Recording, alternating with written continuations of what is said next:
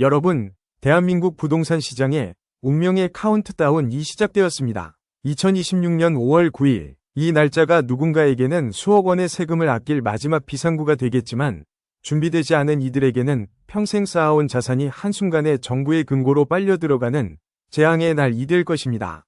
이재명 대통령은 오늘 아주 분명하고도 서늘한 메시지를 던졌습니다.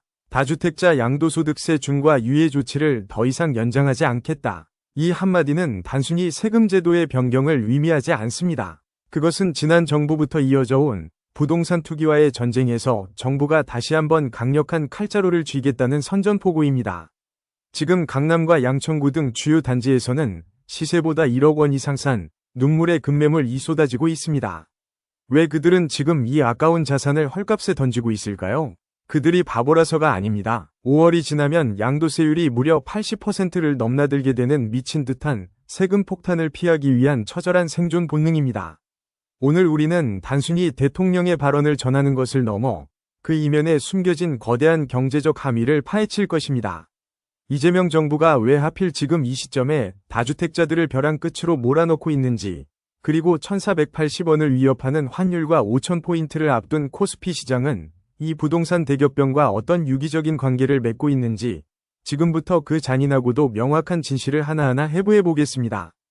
실제 현장의 공기는 차갑다 못해 날카롭습니다. 서울 양천구의 한 아파트 단지, 토지거래허가구역 시행을 단 하루 앞두고 시세보다 무려 1억 원이나 낮은 가격에 매매 계약이 체결되었습니다. 집주인은 왜 이런 선택을 했을까요? 답은 명확합니다. 다주택자인 그는 내년 5월까지 집을 팔지 못하면 지금 내는 세금의 몇 배를 더 토해내야 한다는 공포에 휩싸여 있습니다. 이른바 양도세 중과 유예라는 인공호흡기로 연명하던 시장에서 정부가 산소호흡기를 떼겠다고 선언한 것입니다. 기본 세율 6에서 45%의 2주택자는 20%, 3주택자는 30%포인트가 가산되는 이 징벌적 과세는 집값 상승분의 대부분을 국가가 환수하겠다는 의지입니다. 취득세, 보유세, 양도세를 합치면 집을 사서 남는 게 없다는 말이 현실이 되고 있습니다. 여기에는 묘한 심리적 역설이 존재합니다. 집주인들은 세금을 더 내기 싫어서 매물을 던지고 매수자들은 세금 규제 때문에 집값이 더 떨어질 것이라 기대하며 막판 갭투자의 기회를 엿보고 있습니다.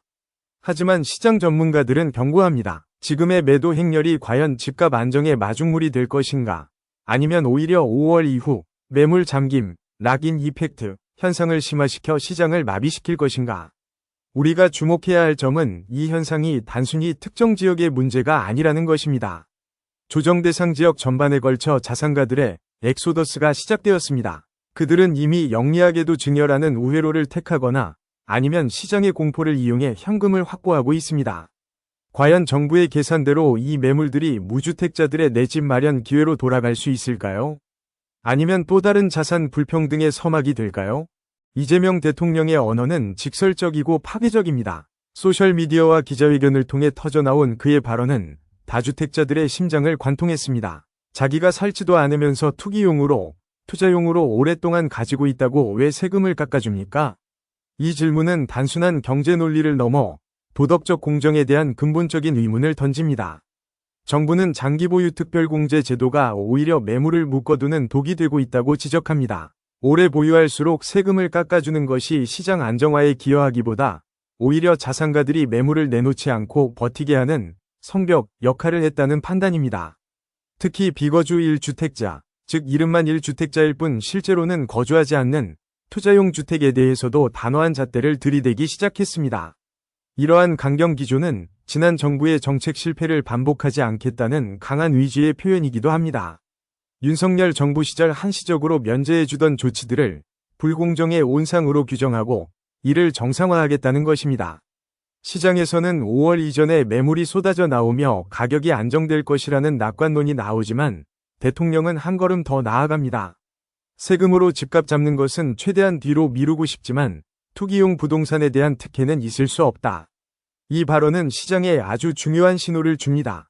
정부는 집값이 오르는 것을 막기 위해 세금을 쓰는 것이 아니라 부당한 자산 증식 과정에서의 불로소득을 환수하기 위해 세금을 쓰겠다는 것입니다.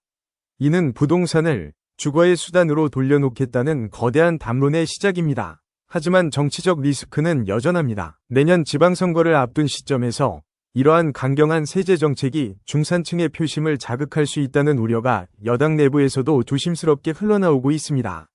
정부의 압박이 거세질수록 시장은 언제나 그랬듯 출구를 찾습니다. 하지만 이번에는 그 출구가 다소 기형적입니다. 양도세 중과 유예가 종료된다는 소식에 다주택자들이 택한 가장 첫 번째 전략은 팔기가 아니라 주기였습니다.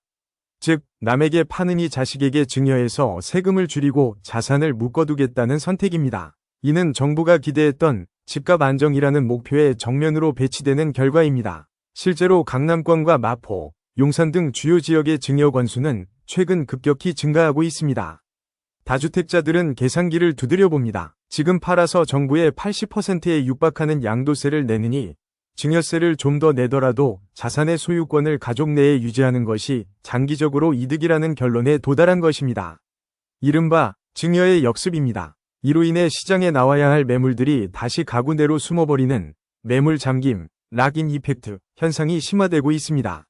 더욱 심각한 문제는 시간의 촉박함입니다. 5월 9일이라는 데드라인까지 남은 시간은 단 몇 달뿐입니다. 부동산 거래의 특성상 계약부터 잔금 처리까지 최소 3에서 4개월이 소요된다는 점을 고려하면 사실상 지금 당장 의사결정을 내려야 합니다. 하지만 아직도 많은 다주택자들은 정책의 일관성을 의심하며 버티기에 돌입했습니다. 설마 진짜로 하겠어? 혹은 지방선거가 다가오면 결국 완화해주겠지 라는 기대감이 시장을 지배하고 있는 것입니다. 정부는 이러한 기대 심리를 꺾기 위해 더 강한 공급 대책을 예고하고 있지만 시장의 반응은 냉담합니다. 공급은 시간이 걸리지만 세금은 당장 내 주머니를 털어가는 실체적인 위협이기 때문입니다. 지금 벌어지는 이 소리 없는 전쟁은 결국 누가 더 오래 버티느냐의 싸움이 되었습니다. 정부는 공정을 위해 칼을 휘두르고 다주택자들은 생존을 위해 자산을 숨기고 있습니다. 이 팽팽한 대립 속에서 정작 피해를 보는 것은 내 집 마련의 꿈을 꾸며 매물이 쏟아지기만을 기다리는 무주택 서민들일지도 모릅니다. 부동산 정책은 더 이상 경제의 영역이 아닙니다. 그것은 가장 노골적인 정치의 영역입니다. 구현철 경제부총리와 김용범 청와대 정책실장의 엇갈린 발언 속에 숨겨진 본질은 바로 2026년 지방선거입니다.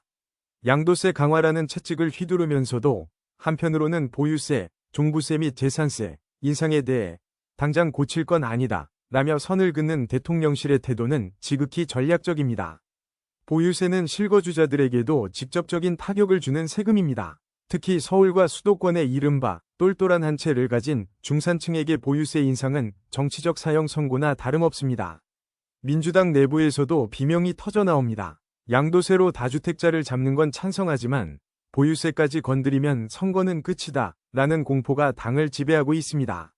이재명 대통령이 세금으로 집값을 잡는 것은 바람직하지 않다며 뒤로 미루는 척하는 이유가 바로 여기에 있습니다. 하지만 야권의 공세는 매섭습니다. 오세훈 서울시장은 보유세 인상은 결국 임대료 상승으로 이어져 세입자들에게 전가될 것이라며 정부의 날을 세우고 있고, 반대로 조국혁신당은 거래세는 낮추고 보유세 실효세율은 더 높여야 한다며 정부를 왼쪽에서 압박하고 있습니다. 이 거대한 정치적 협곡 사이에서 정부는 외줄타기를 하고 있습니다. 정부의 진짜 속내를 들여다볼까요? 그들이 벌어준 시간 안에는 공급대책이라는 당근과 세금 정상화라는 채찍이 교묘하게 섞여 있습니다.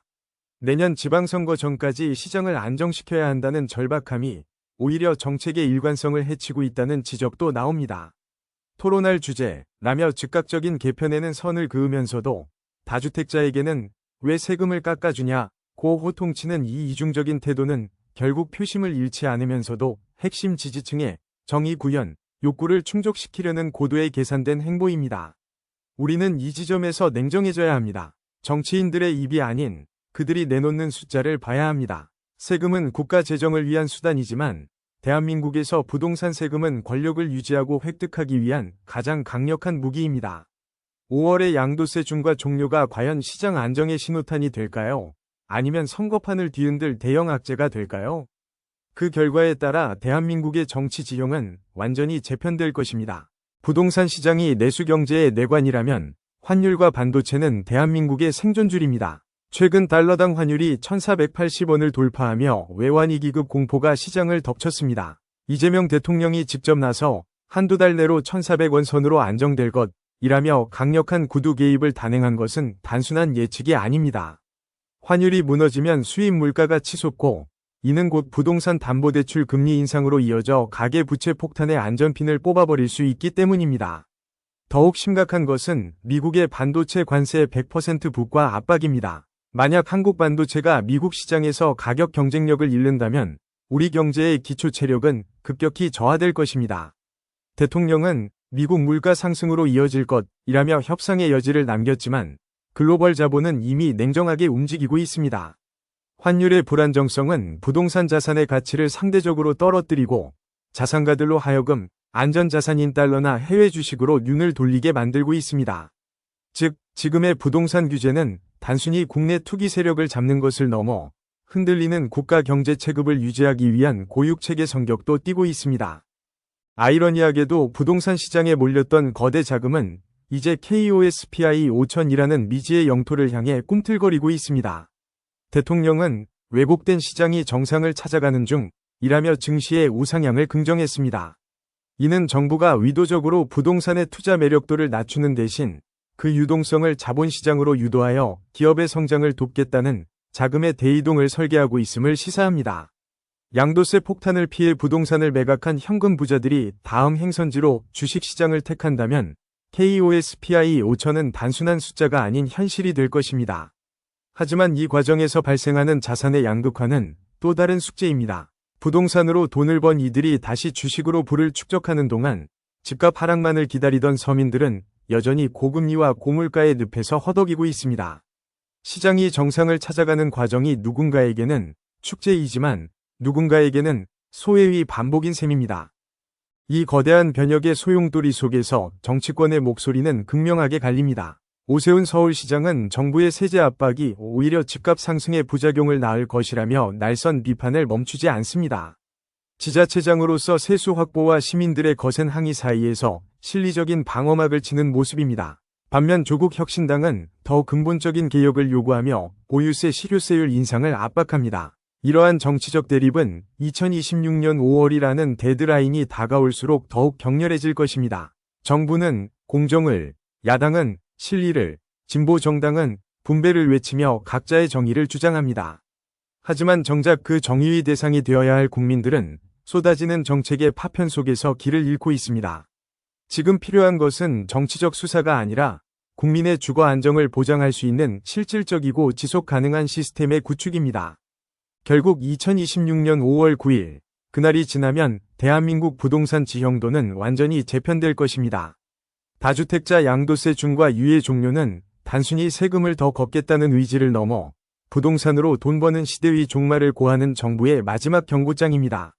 우리가 목격한 양천구의 손절매 현상은 그 거대한 파도의 시작에 불과합니다. 하지만 정부에게도 과제는 남습니다. 세금이라는 규제 수단이 시장의 매물을 꽁꽁 얼려버리는 역설적인 상황을 어떻게 극복할 것인가?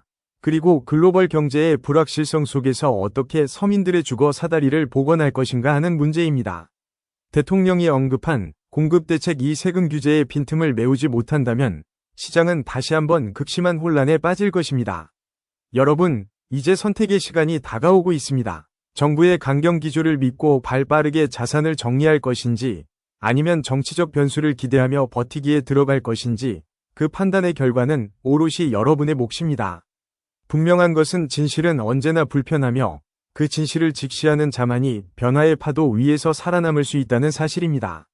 오늘 분석한 이 복잡한 세금과 경제의 실타래가 여러분의 소중한 자산을 지키는 나침반이 되었기를 바랍니다. 우리는 앞으로도 권력이 감추고 싶어하는 경제의 뒷모습을 끝까지 추적하겠습니다. 시청해주셔서 감사합니다.